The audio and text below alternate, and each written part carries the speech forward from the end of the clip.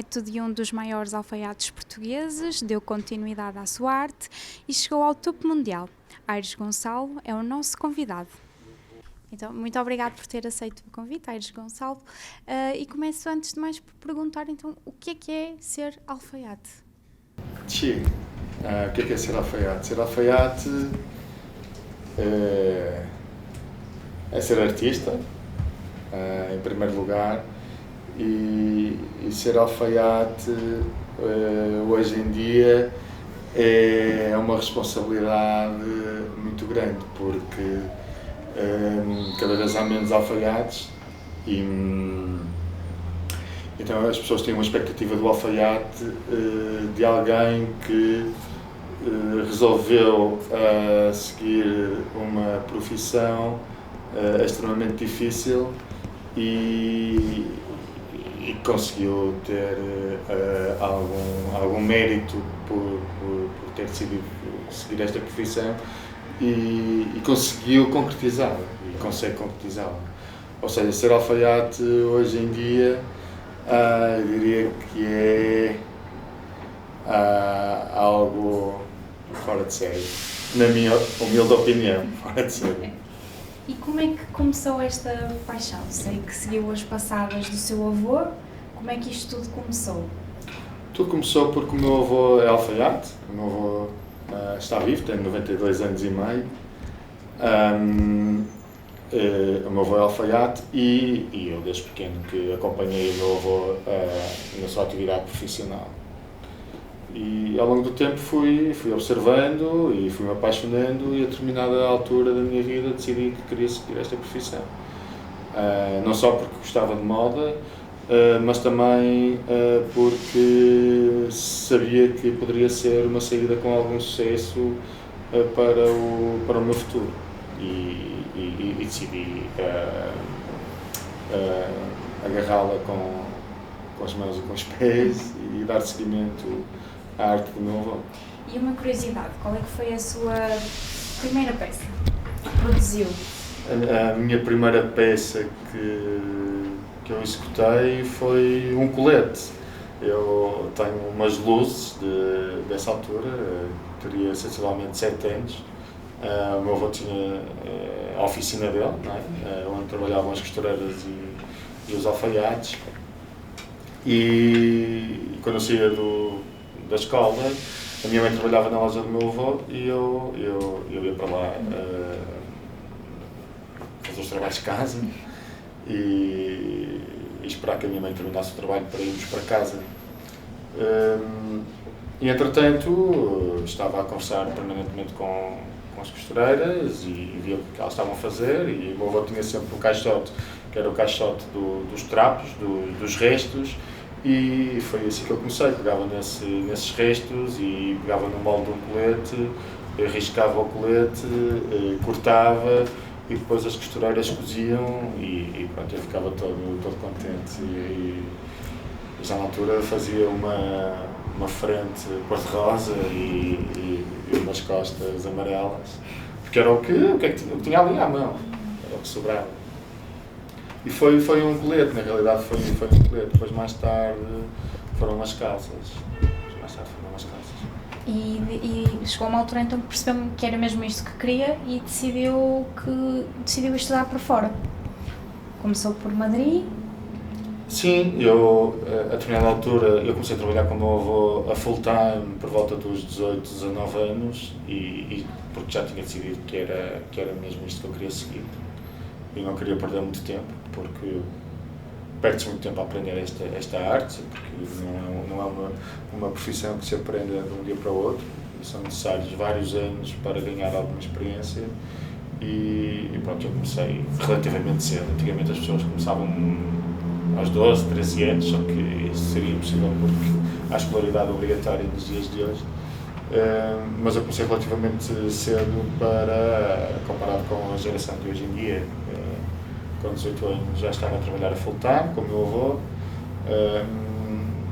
mas trabalhar com a família é sempre complicado e eu tinha muita curiosidade em saber como é que era a alfeitaria internacional. Portanto, eu tenho 41 anos, estamos a falar há 22, 23 anos atrás. ainda não se viajava tanto, não é?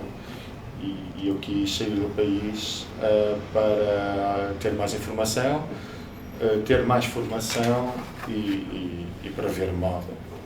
Porque a moda que chegava cá era através de revistas, a internet estava a começar nessa altura. E descobri um curso de alfeitaria em Madrid e saí para Madrid. Depois de Madrid também passou por Londres. Passei por vários locais, por opção própria, porque gosto muito de viajar, gosto de contactar com culturas muito diferentes. E sim, e saí de Madrid, saltei para Londres, depois de Londres saltei para Nova Iorque, depois estava em Nova Iorque também dei um pé em Hong Kong, mas ainda hoje em dia estou permanentemente a fazer searching do que está a passar e pronto, e viajo com alguma regularidade para visitar clientes no estrangeiro e quero continuar assim porque é isto que me satisfaz. Um homem muito viajado. Sim, as viagens são muito importantes para o desenvolvimento cerebral da pessoa e também para o desenvolvimento da sua carreira profissional. Uma coisa é ver as coisas através de uma imagem na internet ou no Instagram, outra coisa é tocar nelas e vê-las ao vivo. Mas sempre foi um objetivo depois regressar a Portugal? Sem dúvida, porque eu nasci no Porto e acredito que se nasci no Porto, é no Porto que tenho que viver e morrer. Porque senão Deus teria-me colocado noutro lugar. Eu penso muito nisso. Se Deus nos colocou em determinado lugar, é porque nós temos que viver nesse lugar ou crescer nesse lugar, mas isso não quer dizer que não possamos sair de vez em quando para ver o que se passa nos outros locais. Sim, a minha intuição sempre foi regressar um dia, porque teria uma marca para dar seguimento, que é a marca do meu avô, que fez este ano de 50 anos que o meu avô se estabeleceu, em 1972, e sabia que queria aprender o máximo no exterior para depois aplicar aqui no interior. E 10 anos fora a aprender para depois regressar e cá estou eu. Mas o seu coraçãozinho está dividido entre Lisboa e Porto, neste momento com os dois ateliês, certo? Sim, já há sensivelmente 9 anos que temos o espaço em Lisboa.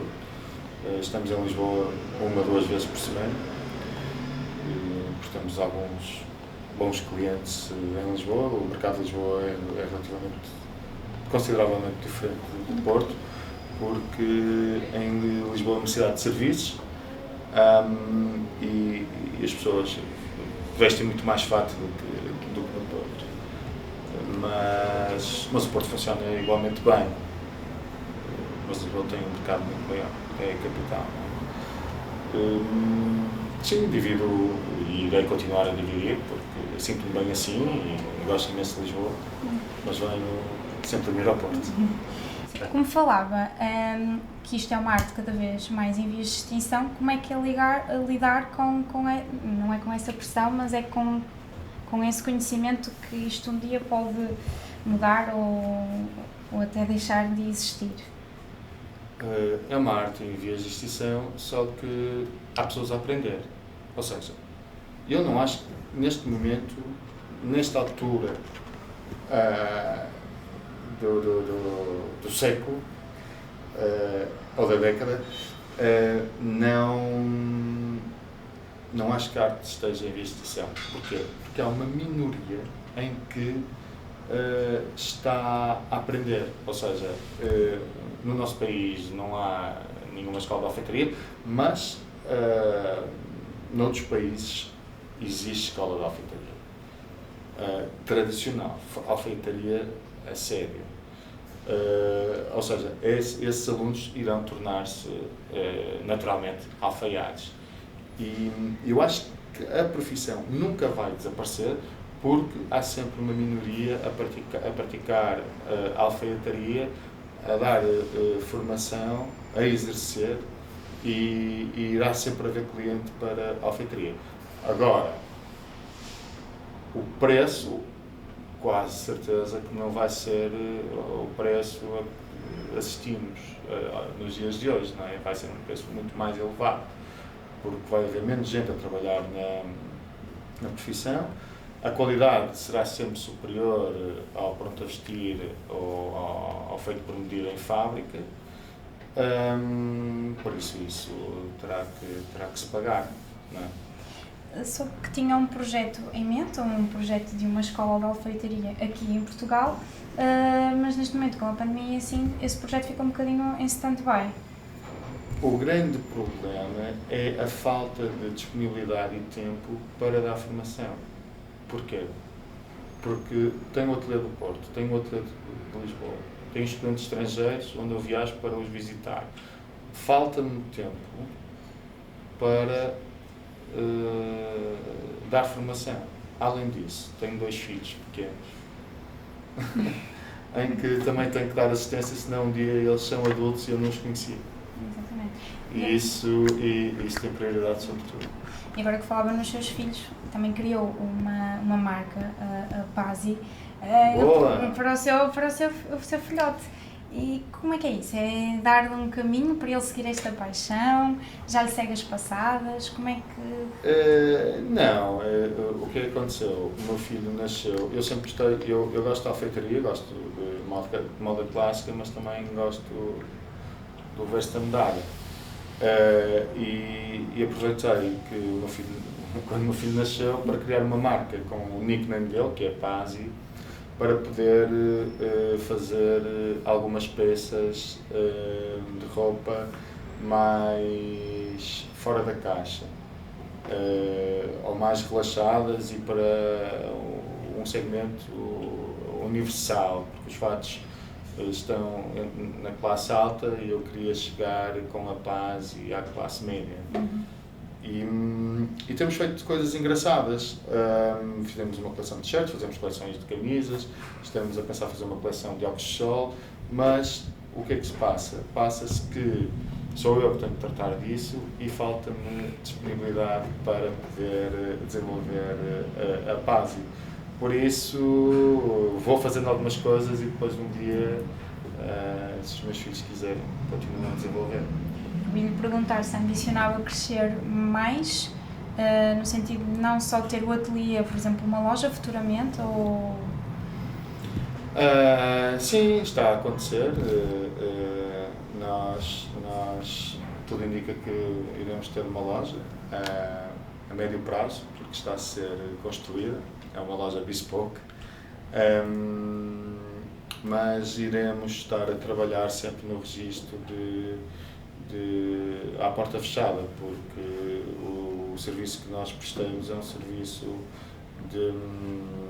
sob marcação, um serviço de contacto muito próximo com o cliente. Não posso misturar 2, 3 clientes no espaço. E vamos ver o que é que acontece. E conselhos que dá a jovens, principalmente, que estão a começar a caminhar, a iniciar a sua caminhada nesta arte? O conselho que eu dou é que nunca desistam, porque há uma fase em que dá vontade de desistir, não é? Que é mais ou menos a meio, porque é preciso ter fazer um grande esforço, sacrifício para aprender esta profissão, que é feita de muitos processos repetitivos. Para se chegar a determinado patamar de qualidade, tem que se fazer muitas vezes, repetir muitas vezes para se fazer bem, e ou se faz bem ou não se faz. E as pessoas hoje em dia começam a trabalhar e querem logo ganhar muito dinheiro, e não é assim. O dinheiro vem com o tempo. Eu tinha ordenados, entre aspas, miseráveis enquanto fiz a minha formação. Não era? Tinha ordenados para sobreviver nos locais onde vivia, mas sabia que acreditava muito na profissão e no meu valor, e sabia que um dia isso iria dar frutos.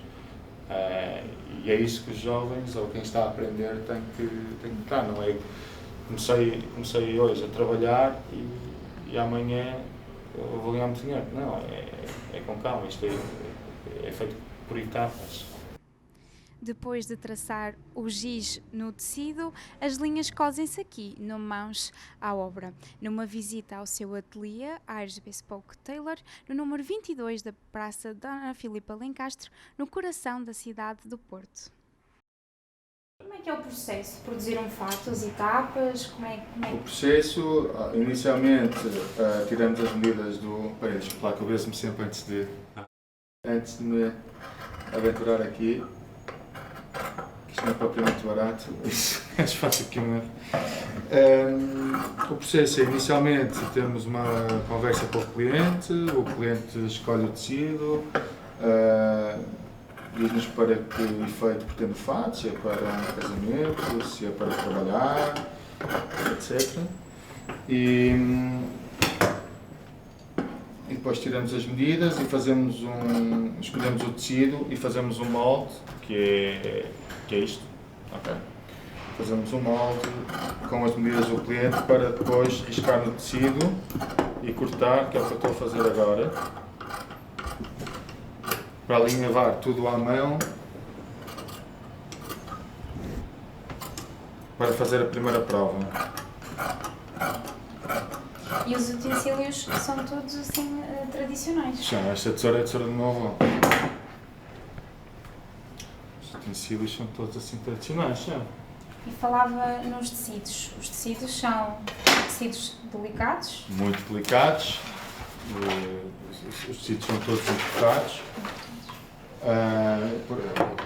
Este, por acaso, é menos delicado porque é um linho, mas ontem, domingo, estive a cortar uma peça bastante delicada que era um fato 100% de seda. 100% de seda virgem, extremamente delicado. Não existe produção deste tipo de tecidos aqui em Portugal? Por exemplo? Não. Para este standard de qualidade, não. Infelizmente não. Já houve há muitos anos atrás, eu não assisti, conta-me o meu avô, que havia uma fábrica na Covilhã que produzia tecidos de alta qualidade. Hoje em dia, que eu tenha conhecimento, não. E então, quanto tempo demora a construção de um fato, em média? Varia, depende também um bocado da urgência do cliente, mas um fato pode demorar 72 horas a ser executado se estivermos permanentemente a trabalhar nesse fato. E uma média ao ano de fatos produz? Não existe. Um ano podem ser X, no outro pode ser Y, não há uma média. Os clientes fixos às vezes fazem alguns fatos de uma vez só e depois têm 2, 3 anos sem aparecer. Ok? Não consigo achar uma média anual. Mas, por exemplo, agora em comparação, que estava a falar com a pandemia, sente que está neste momento a produzir se calhar mais do que anos anteriores? Sem dúvida, porque a pandemia fez parar o mercado abriu e as pessoas, naturalmente, que começaram a consumir novamente. Noto uma diferença, sem dúvida, mas não me acredito que seja assim para sempre. E carteira de clientes, como é que é? Qual é o perfil dos seus clientes e sei que Tem um pouco de tudo. Os clientes são clientes executivos, a maior parte deles.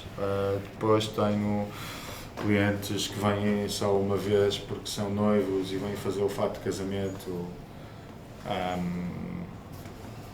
e nunca mais voltam, não é? Porque nem sequer andam de fato. As pessoas hoje em dia andam de chinos, jeans, camisa, t-shirt, calções andam da forma como se sentem mais confortáveis, só que quando querem um fato bonito, vão procurar o alfaiate. E tem mais clientes estrangeiros do que portugueses. Sim, eu acredito que 75% da nossa clientela é estrangeira. É estrangeira. Ou clientes portugueses que vivem no estrangeiro, trabalham no estrangeiro. E qual é a parte mais complicada de produzir um fato? São todas. Não há assim uma parte que seja fácil. Todas as partes requerem cuidado, porque as peças são delicadas. Mas eu diria que as mangas de um casaco, mangas e gola, são provavelmente as duas partes mais complicadas de executar.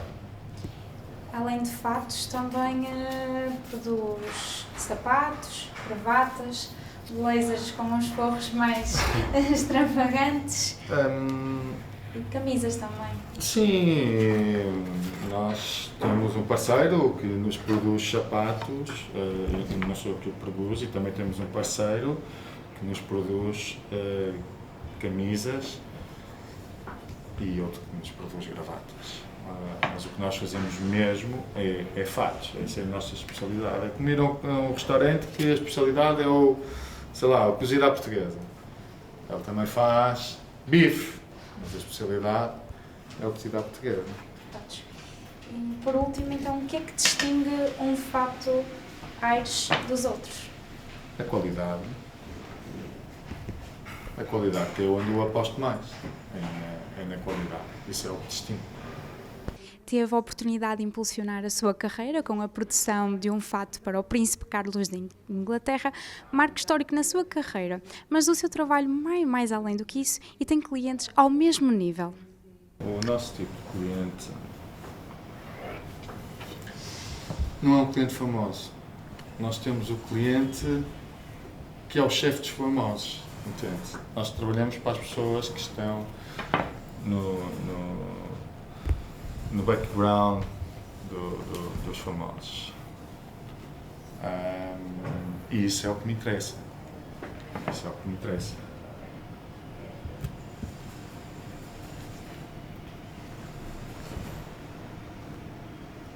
Aqui uma pinça grande assim, então, porque isto é um bolso de chapa. Está a ver? Este que eu estou aqui a fazer é um cliente inglês que vive na Bélgica, vai casar e ele veio aqui porque posso fazer o fato e vem cá prová-lo. Eu não vou ter que ir com ele. Ele vem cá, vem na próxima semana, vem de manhã e vai embora à noite.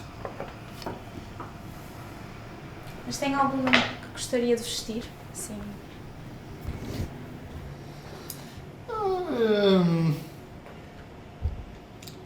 Não penso muito nisso. Quem é que eu gostaria de vestir? Olha, quem me dera vestir-me a mim próprio, que não faça um fato para mim há mais de 6 ou 7 anos. Era essa pessoa que eu gostava de vestir, era o Aires. Para ser franco. Essa que era a pessoa que eu gostava de vestir. Entre linhas e tecidos, ficamos por aqui, no Mãos à Obra.